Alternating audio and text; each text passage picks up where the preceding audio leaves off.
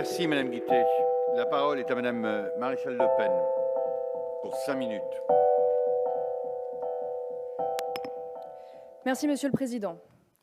Quand je vous écoute sur ces bancs de l'hémicycle, je repense à l'adage qui vit de combattre un ennemi a tout intérêt à le laisser en vie. Pour justifier vos lubies, vous mentez sur respiration artificielle des combats gagnés depuis longtemps déjà. Vous agitez des menaces qui n'existent pas, des adversaires fantômes.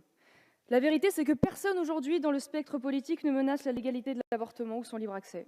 C'est vous qui régulièrement, trop régulièrement sûrement, réactivez les débats sociétaux, probablement pour masquer d'ailleurs vos lamentables échecs sur le plan économique et en particulier sur la situation précaire de beaucoup de femmes et de mamans seules. La réalité, c'est que vous êtes des féministes ringardes, les dinosaures politiques d'un temps 68 art révolu.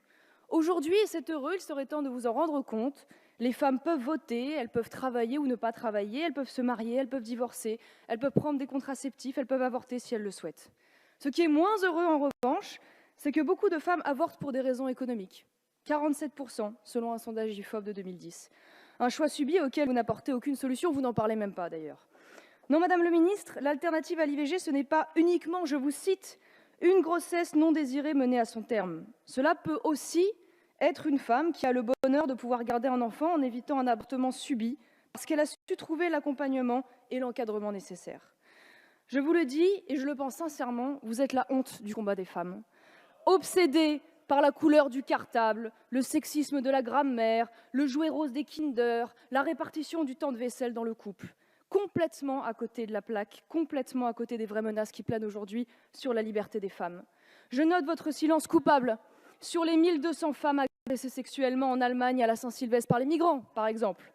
Je pense à votre silence sur la charia, la loi islamique qui s'applique aujourd'hui dans certains quartiers de France et qui interdit aux femmes les libertés les plus élémentaires.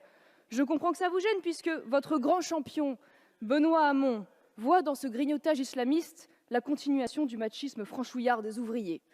Quel aveuglement coupable, pour ne pas dire complice ou peut-être même électoral. Votre aversion du patriarcat incarné par le mâle blanc hétérosexuel vous a conduit, beaucoup d'entre vous en tout cas, à la collusion avec toutes les minorités qui partageaient cette aversion avec vous, sacrifiant ainsi toute cohérence sur les idées et les combats. Féministes, islamistes, LGBT, même combat. Et c'est ainsi que celles qui se présentent aujourd'hui comme les garantes du droit des femmes à disposer de leur corps sont les mêmes à défendre leur soumission par le voile et leur marchandisation par les mères porteuses. N'est-ce pas, Madame Le Morton, par exemple? À ce sujet, serait-il possible de m'éclairer, Madame la Présidente de Commission, quand vous expliquez dans votre discours qu'un enfant souffre que des parents puissent parler de lui comme un accident, je cite, que suggérez-vous? Qu'il eût mieux valu qu'il fût avorté?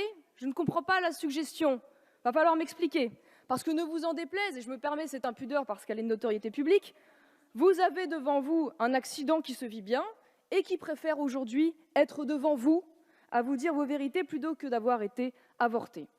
Alors enfin, puisque vous en faites le reproche aux hommes élus sur ces bancs, moi je suis une femme et je vous le dis, ce texte contre les femmes et contre la liberté d'expression, ce ne sera certainement pas en mon nom.